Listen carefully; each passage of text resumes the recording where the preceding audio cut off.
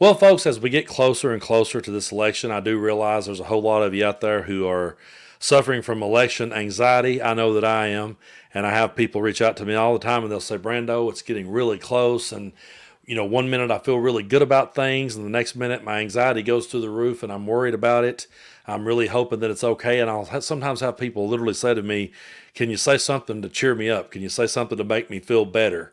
So anytime that I can report what I feel is some good news, I'm going to, because I understand what it is that we're all going through. This election has been unlike any that I've ever seen in my lifetime. I've never felt more at stake, and I'll talk more about that later. But we did get some good news out of Georgia, so I wanted to bring up this story here from the Midas Touch Network. The Georgia Supreme Court has denied MAGA's effort to reinstate the controversial election rules. This article is by Aaron Parnas. The rules will not be in effect come Election Day. This is about the hand count, by the way.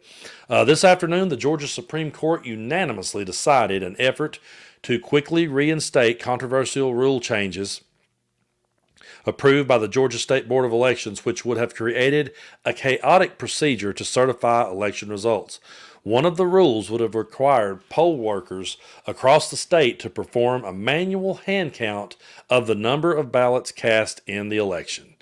In addition, another rule permitted election officials to conduct a reasonable inquiry into the results of an election prior to officially certifying them.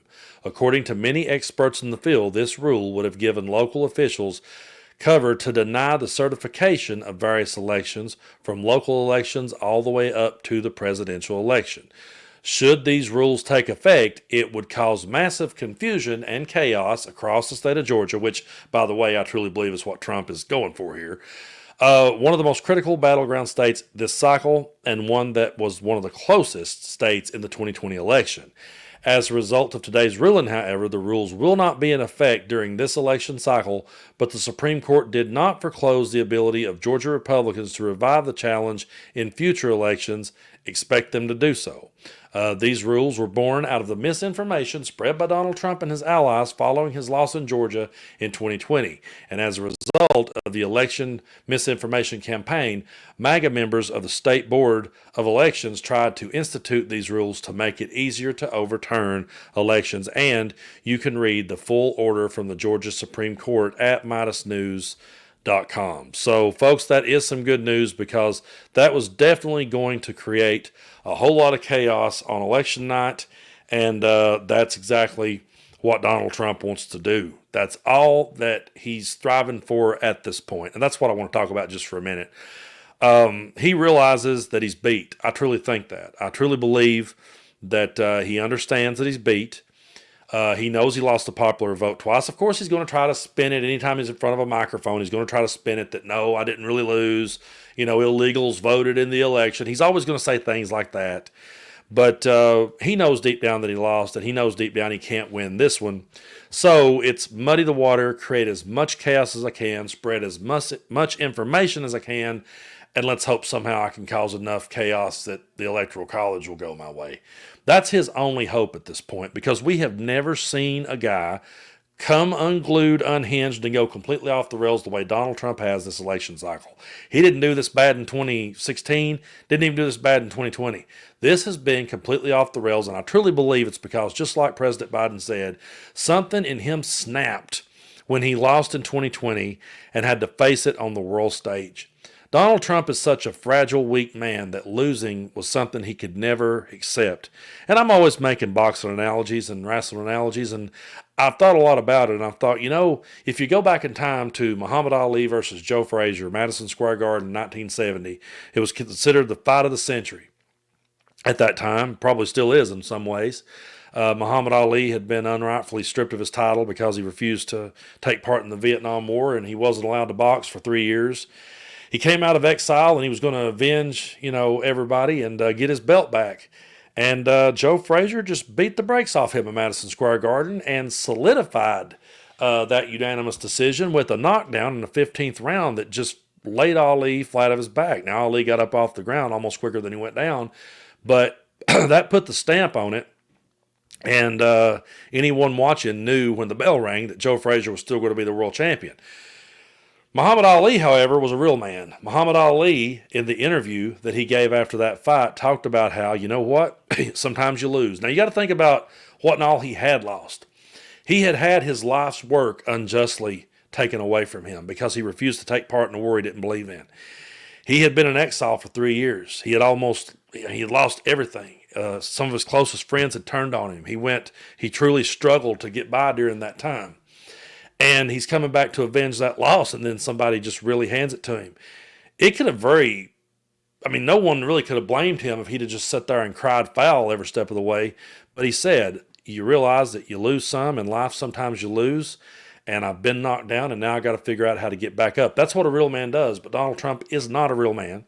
He's not capable of doing that.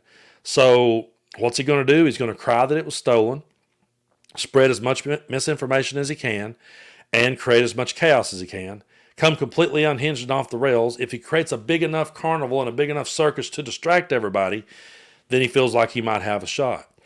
And, there is so much stuff that we cover here on the channel. To be dead honest, there's so much going on out there in the world that I don't know that I could ever get to all of it. There is things I see that cracks me up. There's things that makes me scratch my head and say, what in the hell did I just see? Like him talking about the size of Arnold Palmer's junk. I can't count the people that have asked me, what'd you think of that? Well, I think it's ridiculous that he would say that. He clearly was envious and he clearly was dreaming about it on stage. But the bigger issue here is that he knows that if he says that that's his headline. He knows if he says that that's going to be his clickbait. And he knows if he says that, people are going to stop talking about the fact that he got Roe versus Wade overturned. People are going to stop talking about Project 2025. People are going to stop talking about the fact that he said he would like to turn the military on American citizens that disagreed with him. So I always feel when I hear those things, yeah, it's outrageous, yeah, it's over the top, and yeah, it's absolutely ridiculous. But I look at it that he did those things just like they're eating the dogs and doing terrible things with the geese. I just feel like that every time he does those moves, as unhinged and off the rails as he is, and maybe I'm giving him too much credit, you be the judge, but I feel like it's more strategic than we may realize. I feel like that he knows, hey, I'll just go out here and I'll talk about Arnold Palmer's junk, and if I do that, they'll talk about that and they'll stop talking about the issues at hand. But we can't do that. So rather than dedicate a whole video to Arnold Palmer's junk, I would much rather talk about the issues at hand and talk about what's at stake in this election.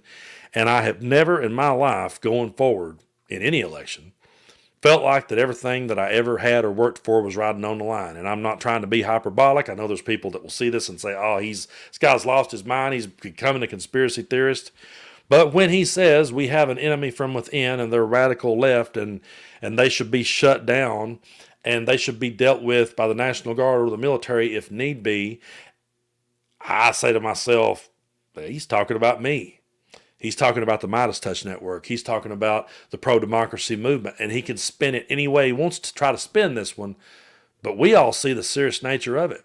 And we look around and we realize we've all got homes and we've all got mortgages and we've all got a life's work that we're trying to keep up, and we've all got a message that we want to stay on point.